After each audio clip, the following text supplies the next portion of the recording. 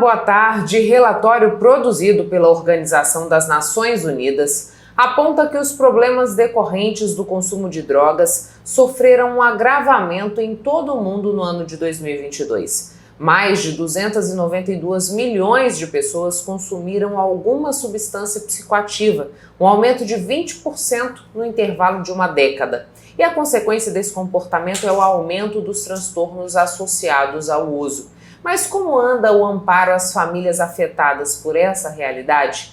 É sobre isso que converso hoje com a jornalista especialista em dependência química, Maria Tesolin. Maria, muito obrigada por aceitar o nosso convite para que a gente pudesse falar sobre esse cenário de dependência química, do uso de álcool. A gente tem dados que mostram um aumento de pelo menos 20% nos usuários de álcool e drogas nos últimos 10 anos em todo o mundo. O que a gente pode dizer sobre assistência para dar o suporte necessário de saúde para essas pessoas? Mato Grosso, o Brasil está preparado para isso? Isso, 26%. Então, 26% em 10 anos o aumento de consumo. O que é que nós temos atualmente? Nós temos políticas públicas muito eficazes. Nós temos redução de danos que permeiam o usuário e que ajudam muita gente. Nós temos os CAPs, os CRAS trabalhando conjuntamente e que dão resultado. Então, eu acredito que na questão do uso de drogas, nós temos políticas eficazes. Abrangentes não estão, entendeu? São eficazes. O que precisa é ser mais abrangente, chegar mais na periferia, aumentar o número de unidades de atendimento. Isso é necessário nesse momento, porque o número que nós acabamos de dizer, 26% nos últimos 10 anos, enquanto a nossa rede não aumentou 26%.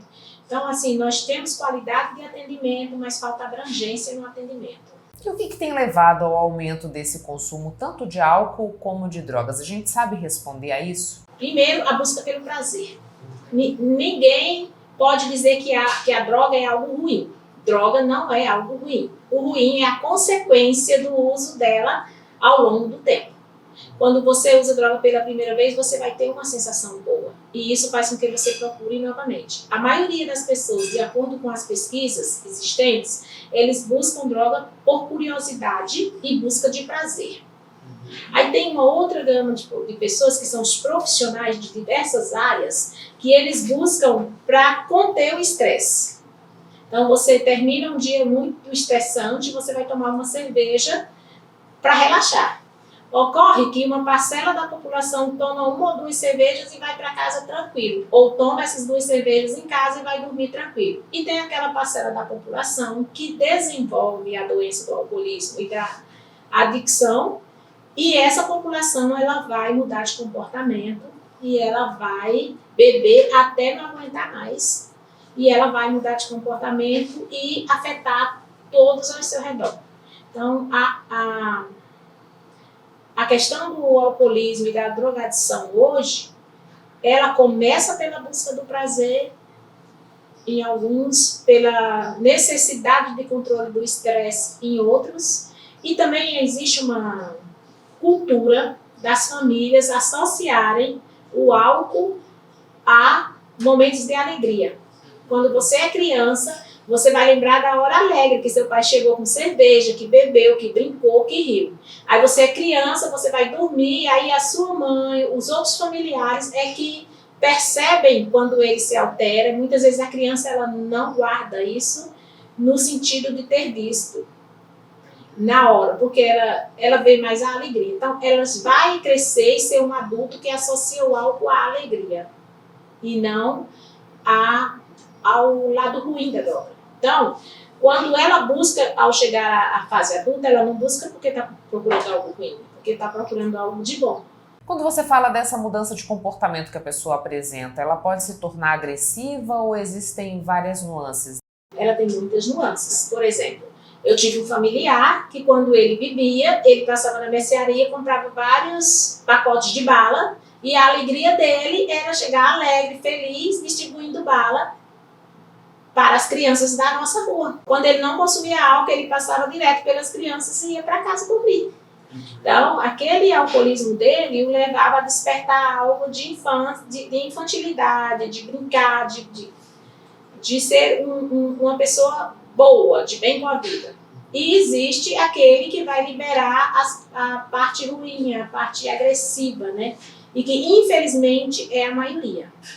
Existe um trabalho de 4 pesquisadores do Paraná, feito em 2009, sobre desesperança dos familiares de alcoólico. E lá eles fizeram com depoimentos.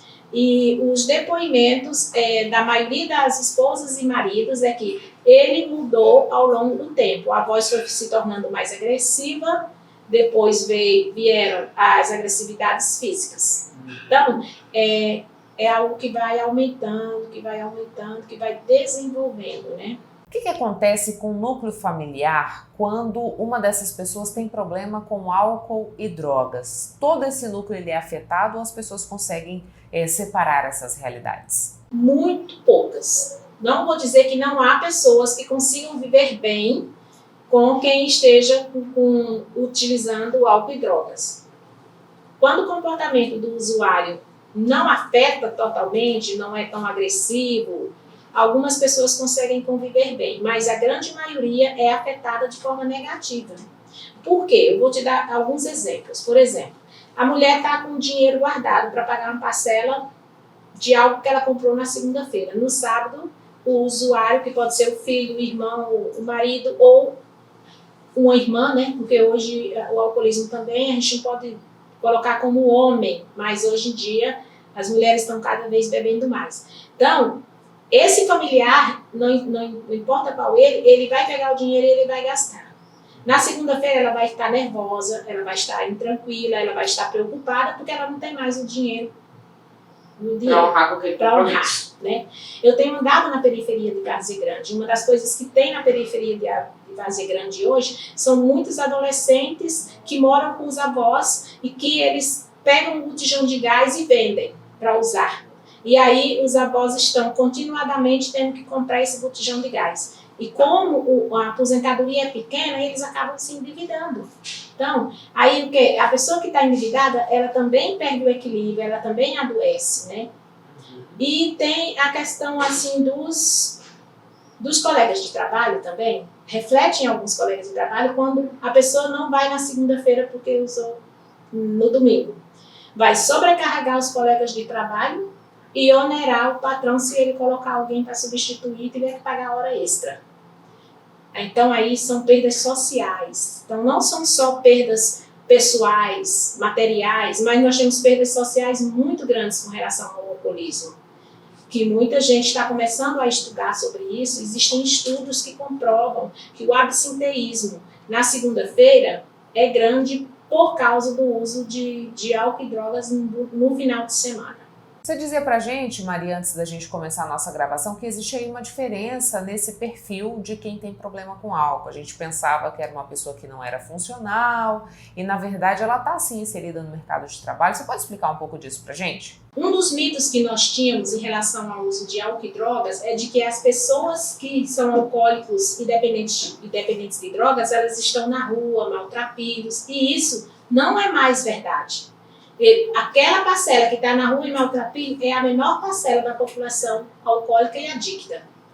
A maioria dos alcoólicos e dos adictos estão neste momento no seu ambiente de trabalho.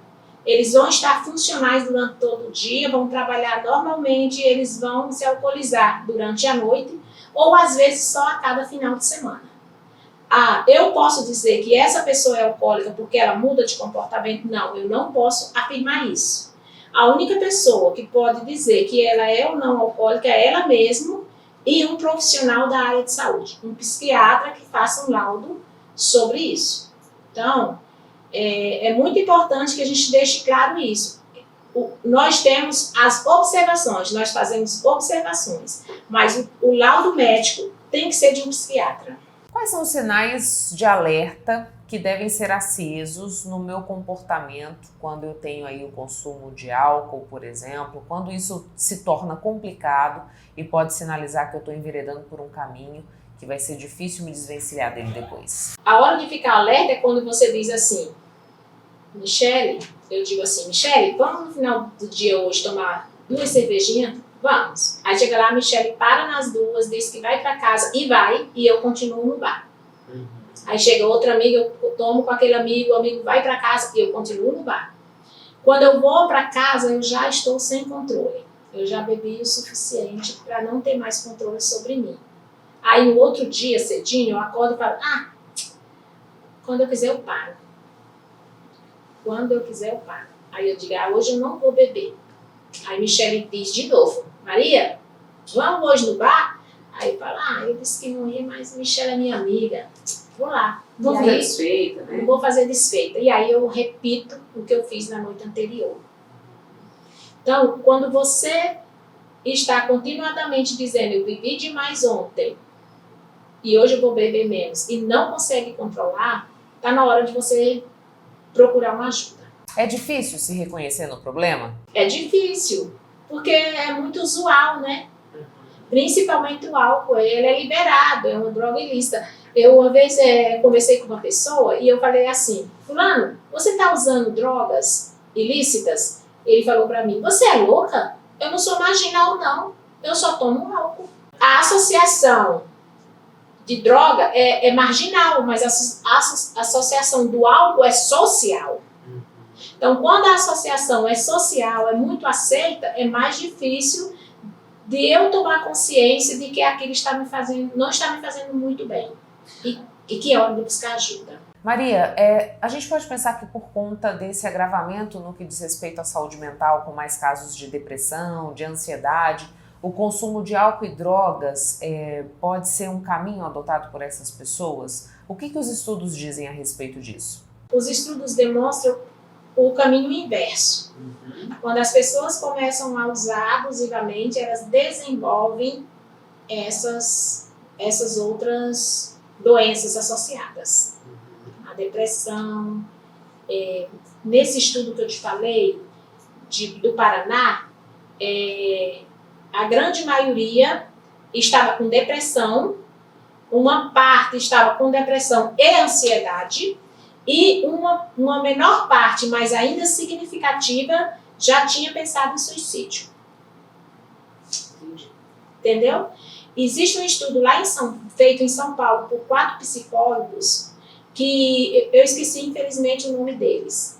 O estudo relaciona a depressão de familiares com a mudança de comportamento dos usuários.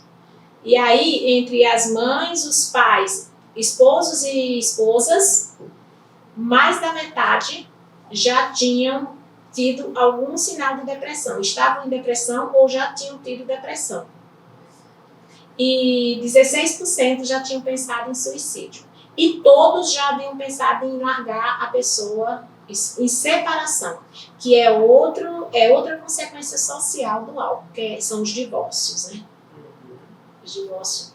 Eu fiz em 2013, quando eu fiz a especialização em dependência química, o meu trabalho de conclusão de curso foi com 110 jornalistas em atuação em Cuiabá e Várzea Grande. Eu visitei algumas redações e entrevistei 110 jornalistas. Dos 110 jornalistas, 110 já haviam usado álcool e 87 já haviam usado outro tipo de droga associada. E todos eles são muito funcionais. São muito funcionais. Então, é muito tênue essa linha da gente dizer que é ou não um dependente. Só ele, junto com o profissional, vai descobrir isso. A gente vai a um breve intervalo comercial e volta já. Não saia daí.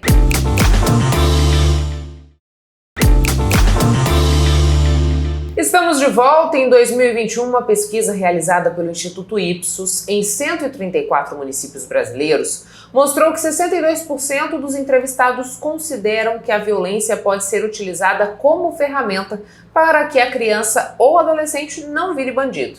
Já 46% dos ouvidos acreditavam que o trabalho infantil pode ser adotado como uma forma de ocupar o tempo ocioso da criança. Esses dados expõem uma difícil realidade. A educação respeitosa ainda não é comum nos lares brasileiros. Mas quais os danos que um comportamento violento pode provocar em indivíduos ainda no período de desenvolvimento?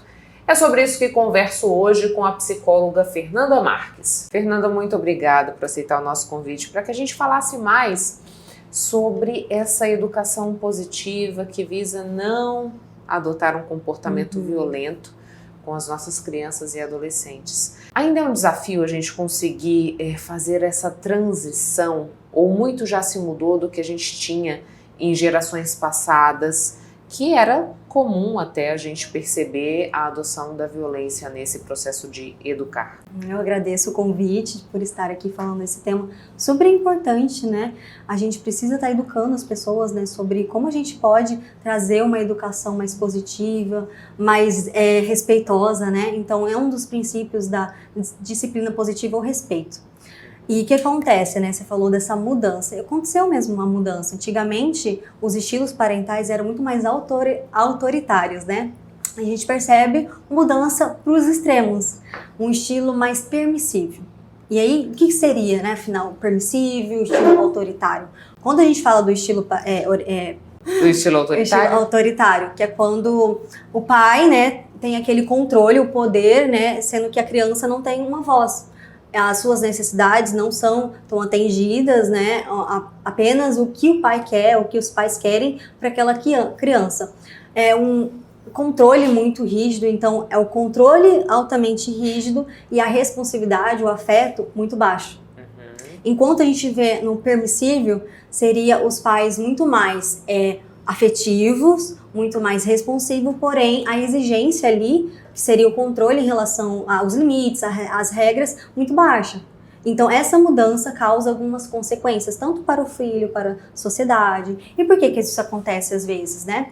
Porque às vezes essa geração que passou, né, por pais mais autoritários, fala, não, eu não quero vivenciar isso, e aí muda, só que muda por os extremos. E a gente precisa muito também, nesse processo, quando eu atendo os meus, a família, né, eu sempre falo, façam terapia também para você entender os seus gatilhos, o que causa algumas coisas, né, que a gente começa a replicar os comportamentos transgeracionais, né.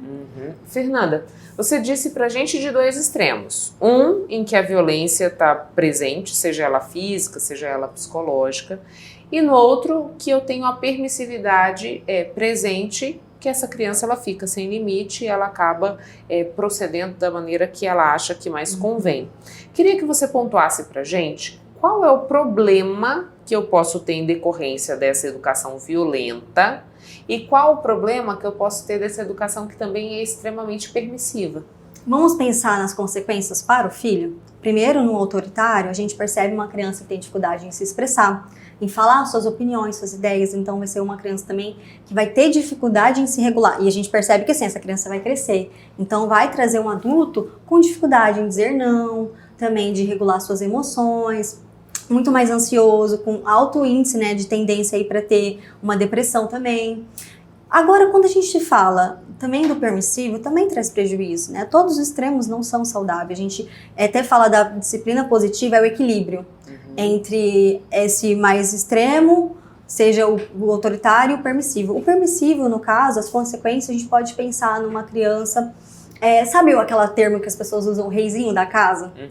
Onde aquela criança tem dificuldade em lidar com as frustrações, com os limites, com as regras, porque a gente vive uma sociedade e a gente tem regras para seguir no ambiente que a gente tem, nas instituições. Vai ter muitos prejuízos escolares também, quando a gente for pensar nos dois extremos, tá? Entre uma criança ali que viveu no estilo mais autoritário, vai ter dificuldade às vezes por se cobrar demais para estar num padrão muito alto, enquanto o outro por não ter tanta exigência no permissível, uma criança que não vai se dedicar tanto nos estudos. E a gente fala de uma educação mais democrática, que seria o mais equilibrado, falando assim, né? E como que eu construo essa relação?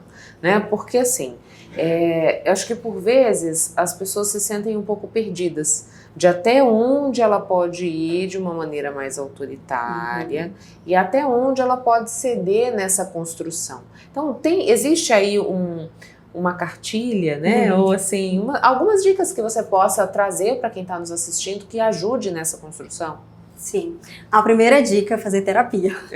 Porque, como eu falei, a gente repete padrões transgeracionais. E é algo automático. Quando a gente vê, a gente já tá, às vezes, gritando com a pessoa, com o filho, e a gente precisa entender os nossos gatilhos, o que nos atinge, quais são os nossos próprios limites. Esse é o principal que eu recomendo para todo mundo. Mas vamos pensar, o que é o estilo democrático, que seria o mais saudável, que a gente pensa nesses dois extremos, mas o mais saudável seria você ter alta responsabilidade, então você dar muito afeto, porque o afeto constrói, né, ele transforma nas nossas vidas. A gente quer ser amado, o filho também quer ser amado. E então o afeto é muito importante, mas também ter alta exigência. O que seria essa exigência? Seria no controle de você poder cobrar o filho no que ele precisa ser feito, seja uma rotina adequada para aquela criança, para aquele filho, também ter umas regras mais claras, sabe? E ouvir aquela criança. É muito importante que aquela criança se sinta pertencida ao ambiente familiar, que ela sinta que tá ali, tem um propósito, tem um porquê. Então, quando tem a regra clara, o que ela faz ali, qual o papel daquela criança na família, fica mais fácil também, né? Com esses dois pilares, sendo, né, o controle ali de você ajudar aquela criança a entender quais são as regras, quais são os limites, mas também dá muito afeto, muito amor. Essa construção passa pelo diálogo, seria? Com certeza. A comunicação é, acho que o pilar-chave também, sabe? Porque se você não tiver uma comunicação assertiva com os filhos e vice-versa, isso acaba gerando um conflito maior, né? E a gente precisa desenvolver essas habilidades. Então, como desenvolver? Através do respeito. Ouvir aquela criança, por exemplo, né? É importante. Quando você falou das dicas, o primeiro passo é entender por que será que ela está fazendo aquilo ali, aquele comportamento. E conversar com o filho, porque às vezes os pais têm essa visão de que ele não pode falar muito, porque ele vai achar que ele está no controle. Não, aquela criança tem necessidade. Não significa que a necessidade dela vai ser a principal na família, né? Como se fosse a prioridade da criança e o resto não importa, mas seria entender o que tem por trás daquele comportamento. Já li algumas coisas e queria checar contigo se isso procede, né? Quando eu tenho uma educação violenta com essa criança, muito autoritária, em que eu digo que ela não tem vontade, que ela não tem querer, que às vezes lanço mão de violência física, né? Porque a gente ainda escuta as pessoas dizerem assim, eu apanhei, mas não morri, né? Isso deixa essa criança, por exemplo, Fernanda, mais suscetível a abusos? Com certeza, porque aquela criança entende que aquele é um padrão de amor, de afeto. Você ter alguém que vai gritar com você, que vai te bater, e muitas vezes, muitos pais, hoje em dia mudou, né? Mas antigamente é assim, eu tô batendo pra te educar, porque eu te amo. E como que vai ser essa criança ouvindo isso, internalizando, vai construindo, né? Que a gente tem vários estilos de apego, né? Então essa criança vai construir um apego onde ela vai buscar pessoas parecidas com seus pais nesse contexto, né? Então afeta. Então é uma criança que ao longo, né, da sua jornada de vida pode desenvolver depressão, ansiedade, ter essa dificuldade nas relações mais autoritárias, né? Então acaba sendo até mais submissa. A gente estava falando dessa necessidade de diálogo e muitas vezes é uma dificuldade, né, das pessoas conseguirem até mesmo se expressar de uma forma que não seja violenta. Ou eu estou muito na defensiva, ou eu vou falar gritando com essa criança, porque já estou naquele nível de estresse que deságua, né? E eu acabo descontando em quem está mais perto, e muitas vezes quem está mais perto é o filho. Nesse processo, Fernanda, a gente sabe que assim, no trabalho tem muita coisa que a gente não pode expressar. E em casa isso acontece. Existe algo que a gente possa fazer nesse caminho de casa, do trabalho para casa, para que eu não tenha esse comportamento que vai respingar nos membros que compõem o meu núcleo familiar? Sim, com certeza. Quando a gente fala, né, desses comportamentos, né, vamos pensar nesse autocontrole que às vezes o pai não tem e que muitas vezes acaba afetando os filhos. Como eu falei, a terapia é importante, mas técnicas, por exemplo, de respiração, você buscar respirar, focar no momento presente para te ajudar a se regular, deixar os problemas, né, do trabalho no trabalho, entender se você está indo para sua casa. A gente tem vários outros fatores que influenciam, né? Se for uma família ali que não tem uma rede de apoio, também vai ser mais desafiador, né? A questão acaba afetando muito mais, mentalmente falando. Então, assim, técnicas de respiração, pensar na casa sendo um porto seguro. Quando tiver em meio a um conflito com o filho, se o pai perceber que ele está perdendo o controle, fala para o filho. Acho que isso é até importante de dar esse modelo para o próprio filho, porque nem sempre a gente vai estar super bem. E aí quando o pai demonstre para o filho, olha, você percebe que eu estou muito chateado, estou muito afetado, eu tive várias questões no trabalho, enfim, eu preciso de um tempo para respirar, para me regular, depois a gente conversa. E retomar, né, esse momento de conversar num momento mais saudável emocionalmente falando, não quando ele estiver desregulado, porque a tendência é falar coisas que não gostaria de falar, é ter comportamentos mais disfuncionais. Tanto a criança, né? Se for uma criança também que ela tá desregulada emocionalmente, às vezes não é a melhor alternativa você chegar e ficar conversando com a criança. Ajudar nessa autorregulação da criança também, né? Dessas técnicas de respiração, buscar, às vezes, sair do ambiente que está tendo esse conflito, poder conversar, olha, entendo que você está bem chateado com a situação, mas vamos conversar depois.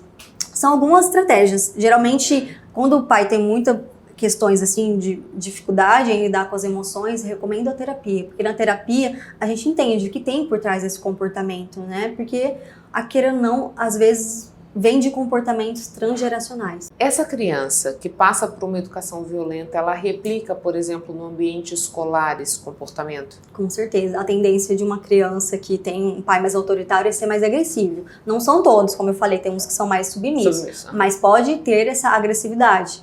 Então isso vai sendo replicado, né? E também quando talvez essa criança for um adulto e tiver filhos, também pode replicar esse mesmo padrão de comportamento, até mesmo nos seus relacionamentos amorosos, por exemplo, ser uma pessoa mais rígida, né, inflexível. Essa inflexibilidade, ela acaba trazendo mais sofrimento nesse desenvolver da vida? Com certeza, porque a gente precisa ser flexível, tem as regras para ser seguidas, mas a gente precisa entender, né, qual que é o contexto que aquela regra precisa ser seguida, como que é a questão, né, falando de regras da família, por exemplo, como que a gente pode ter uma flexibilidade diante de um contexto específico ali. E ela é importante para a gente conseguir lidar com as dificuldades, porque quando a gente cresce, ou a criança vai crescendo, ela vai lidar com muito mais desafios na vida e precisa desenvolver essa habilidade. Nem tudo sai como a gente planeja, Exatamente, né? Essa capacidade de contornar aquilo que é imprevisível passa por essa flexibilidade. E agora eu lembrei de uma outra questão quando a gente fala dos pais, né? Tanto em vários estilos parentais, mas quando a gente fala também do pai que tem aquela expectativa, que quando às vezes tem filho, você é mãe, você vai, né, se enquadrar nisso de... Tem uma expectativa, eu quero que meu filho cresça assim, você cria aquela ideal do filho, mas tem o filho real. Depois, quando você vê, o filho vai crescendo e aí você tem que lidar com a realidade. Não rotular os filhos, não colocar aquele rótulo, meu filho é um filho difícil, meu filho é um filho bonzinho. Cuidado com os rótulos, isso pode afetar muito a criança. Vou dar um exemplo, né, dessa questão do filho bonzinho. Geralmente é o filho que passou por um pai mais autoritário, que é aquele filho que acha que não pode dar trabalho pro pai. Quando ele cresce, ele vai ser aquela pessoa que não impõe limite, onde as pessoas vão estar ali, né, meio que maltratando, talvez, mas ele tirando proveito. Tirando proveito, eu não posso, eu preciso ser a pessoa boa, porque senão você é a pessoa ruim. Então traz muitas consequências, né? Então o pai também é trabalhar essas expectativas entre o que ele imaginou que seria um filho e o que é o filho real, entende? Olhar para a singularidade do próprio filho. E saber que todos nós temos dificuldades, né? Com certeza, todo mundo tem as nossas questões, ninguém é perfeito. Exatamente. Fernanda, muito obrigada pelas informações aqui no Papo.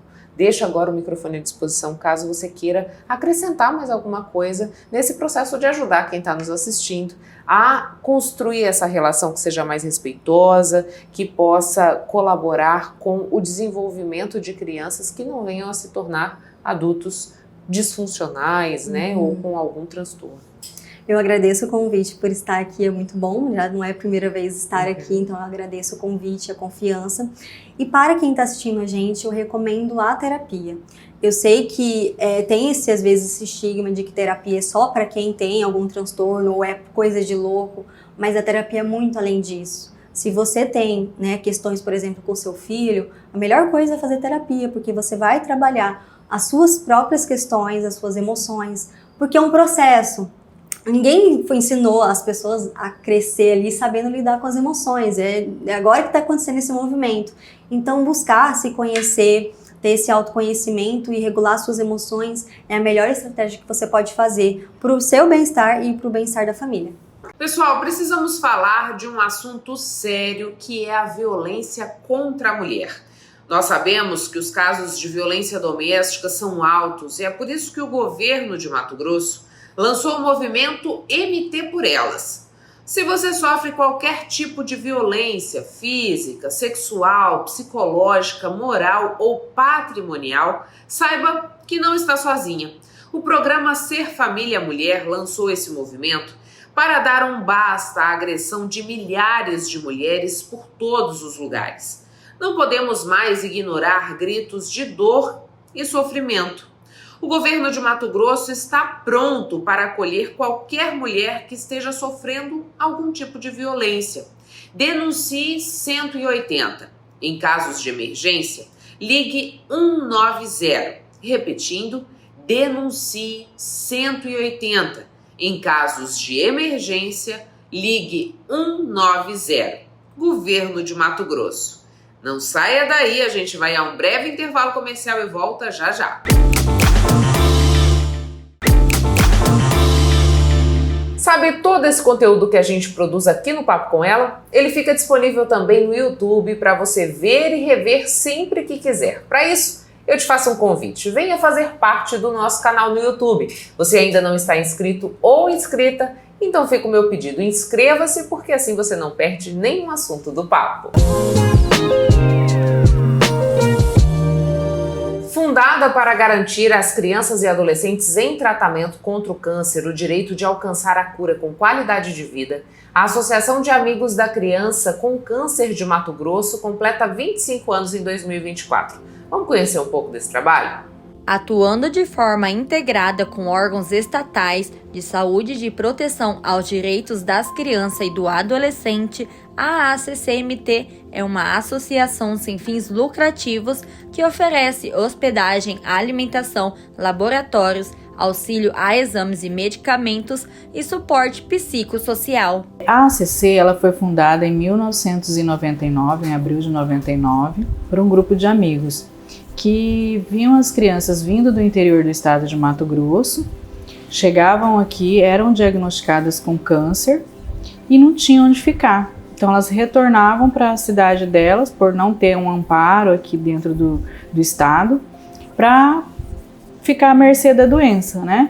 E Cuiabá estão os dois centros de referência, que é Santa Casa de Misericórdia e o Hospital de Câncer. Então são os dois hospitais que dentro do estado de Mato Grosso tratam crianças com câncer. Então essas crianças vinham do interior, chegavam aqui, eram diagnosticadas, não tinham onde ficar e retornavam para o seu município. Aí o anseio desse grupo de amigos fez com que se reunissem e montasse aqui a Casa de Apoio, a ACCMT, que desde essa data, então, começou a acolher essas famílias. Então, a família vem, a partir do diagnóstico ela não tem onde ficar, elas são acolhidas aqui com 100% tudo gratuito dentro da casa. No entanto, como muitas outras entidades, a ACCMT enfrenta desafios financeiros que podem comprometer a continuidade dos serviços prestados, e é para superar essas dificuldades que a instituição realiza campanhas de arrecadação.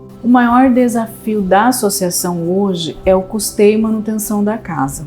Porque assim, às vezes as pessoas acham que o custeio está ali na cesta básica, né, na doação do arroz, na doação do feijão.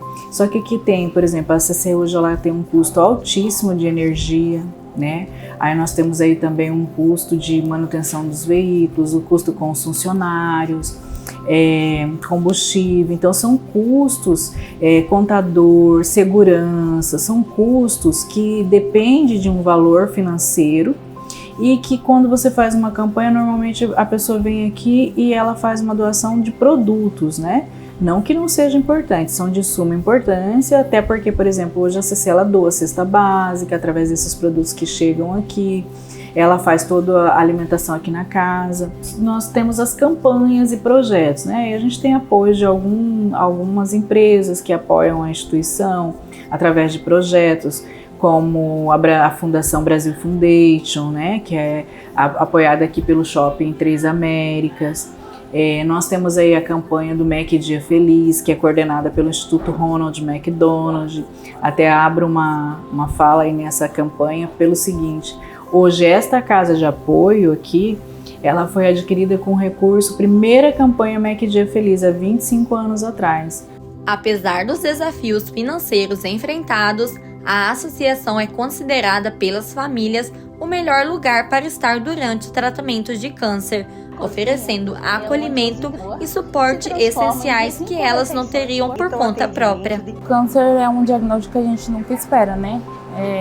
Eu já conheci o câncer por aí, mas eu achava que o câncer era habitual em adultos, em crianças não. Então, quando a gente recebeu esse diagnóstico, a vida da gente desaba, né? É inevitável. E é um misto de emoções, porque a gente era lá do interior, lá de Guarantã, muito longe daqui. E aí você tem que sair e vir pra cá como se não houvesse amanhã, e realmente é esse sentimento, né?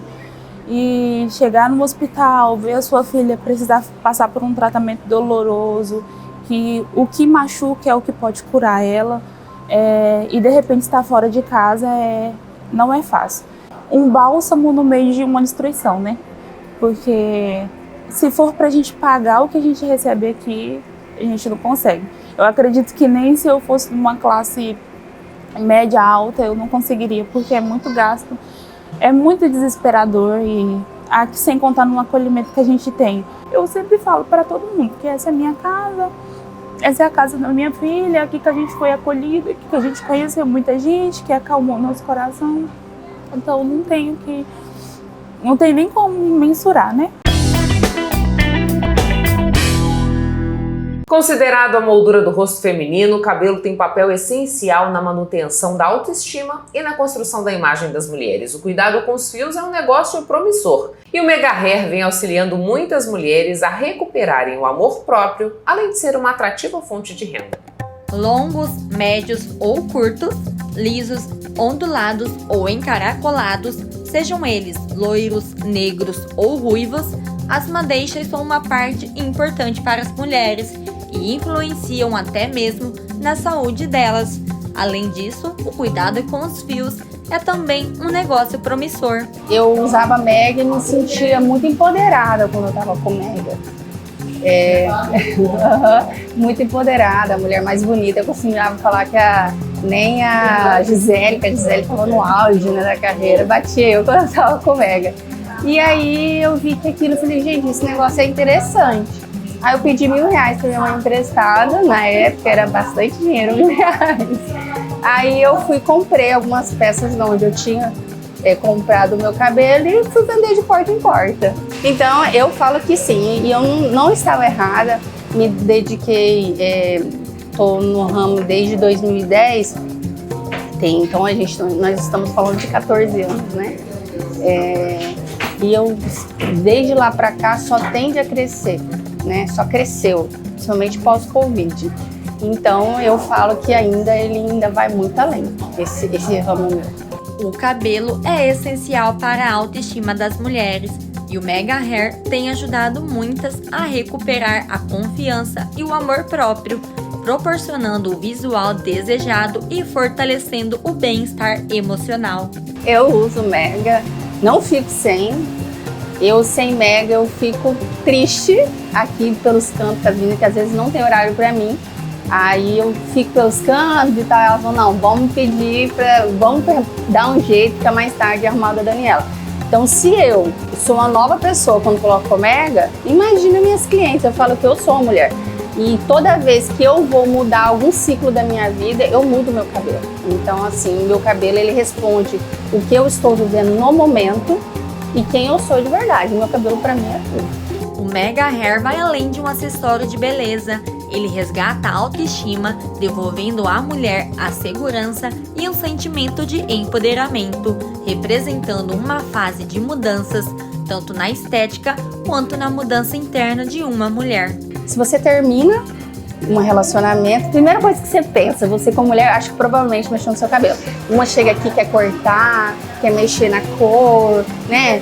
Aí, se ela briga com o filho, ela vem mexer com o cabelo. Uma até, inclusive, essa semana o filho foi embora daqui do estado, onde com o filho, ela vem mudar a cor do cabelo. Saiu do loira e passou por morena. Se ela vai para uma entrevista, ela vem arrumar o cabelo. Se ela vai viajar, ela também vem arrumar o cabelo. Então, nós, mulheres, nós temos essa relação de passar o que a gente está sentindo para fora, mas com o cabelo. Então, por quê? A roupa, essas coisas, maquiagens, tudo a gente tira. O cabelo não está ali diretamente com você. Eu costumo falar para as minhas colaboradoras que trabalham comigo, eu falei, olha, o trabalho que você está fazendo na cabeça da cliente é algo muito importante, porque tudo ela tira, roupa, sapato, carro ela deixa, agora o cabelo é a única coisa que está 100% do dia com ela. Então, por isso que a gente tem essa relação de amor com a gente mesmo e de expressão com o cabelo.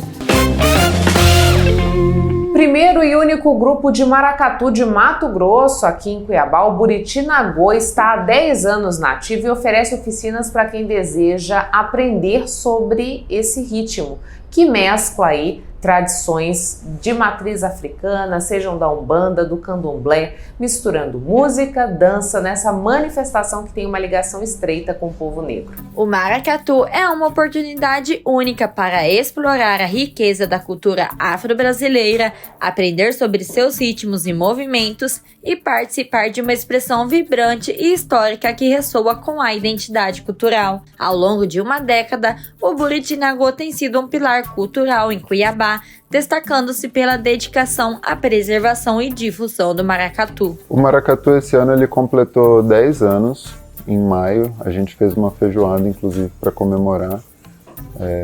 Ele começou dentro da UFMT, com 2 pessoas que já tinham contato com o maracatu, especificamente com a nação Porto Rico, né, que nós somos filhos da nação Porto Rico. E aí já tinha outras experiências de maracatu aqui em Mato Grosso também, em Cuiabá, tinha um grupo anterior que tocava, acabou reunindo algumas pessoas que tinham interesse em comum ali e fundaram o Buriti Nagô, inicialmente dentro da UFMT. No começo do ano passado a gente veio para cá, para Casa das Pretas. A Anieta fez esse convite para o grupo, né, disse que estava à disposição aqui para a gente poder se reunir, e desde o início de 2023 a gente está sediado aqui na Casa das Pretas. O maracatu é, acima de tudo, uma festa que celebra a vida, a identidade e a resistência do povo negro. Em cada apresentação, há o grande envolvimento de sons e movimentos que enchem o espaço de alegria e emoção. Crianças, jovens, adultos participam com diversão, aprendendo e conservando os passos e os ritmos. O maracatu tem essa ligação com a rua, tem essa ligação com o povo também, de botar os tambores na praça, de sair na rua, de fazer um cortejo. Então eu acho que tem essa contribuição, sabe? Eu conheci o maracatu no Carnaval de 2015. Eu tinha acabado de chegar em Cuiabá, também tem 10 anos que eu estou em Cuiabá. E no Carnaval de 2015, aqui na Praça da Mandioca, eu vi o maracatu passando, as meninas tocando e dançando, sabe? Eu fiquei encantado com aquilo. É uma das primeiras lembranças que eu tenho, assim, da cidade. E eu acho que o maracatu ele tem essa potência, sabe? A gente participou do carnaval no ano passado, a gente participou do carnaval nesse ano também, e é impactante, assim. Eu acho que toca as pessoas, sabe? A gente tem pessoas que viram no carnaval do ano passado, resolveram entrar no grupo no final do ano, estão dentro do grupo agora. Nosso presidente, por exemplo, o Wesley, e ele vem com a filhinha dele. Eu ajudei a organizar o carnaval do ano passado, eu lembro dos registros, né? A gente tem as fotos dele com a família, e a filhinha dele para mim foi um ícone, né? Que ela é bem pequenininha, a Elisa, ela estava fantasiada de Wandinha, e agora ela tá junto com a gente, tocando e cantando também, sabe? E você vê que foi a partir daquele momento na rua que criou essa conexão, assim, entre alguém que mora na cidade, né? E alguém que vê uma coisa passando na sua frente, assim, que te toca e que você fala, poxa, eu quero fazer parte disso, sabe? Eu acho que isso aconteceu comigo também. Atualmente, o grupo se reúne no Centro Cultural Casa das Pretas, que preserva e protege as culturas afro e ainda assim enfrentam algumas dificuldades. Já teve um processo que tentaram fazer um abaixo-assinado, mandaram para a Secretaria de Ordem Pública, a gente sofreu uma intervenção policial aqui no meio de uma oficina, num sábado, 4 horas da tarde, falando que a gente seria multado caso a gente continuasse, né? Então, assim, são vários sentimentos que o maracatu desperta, né? Inclusive por essa questão do conteúdo religioso, do conteúdo de matriz africana mesmo, né? As pessoas falam que a gente está fazendo macumba na praça, que vai contra os valores deles, entendeu? Então, assim, tem todo esse tipo de situação que a gente acaba se envolvendo por conta disso.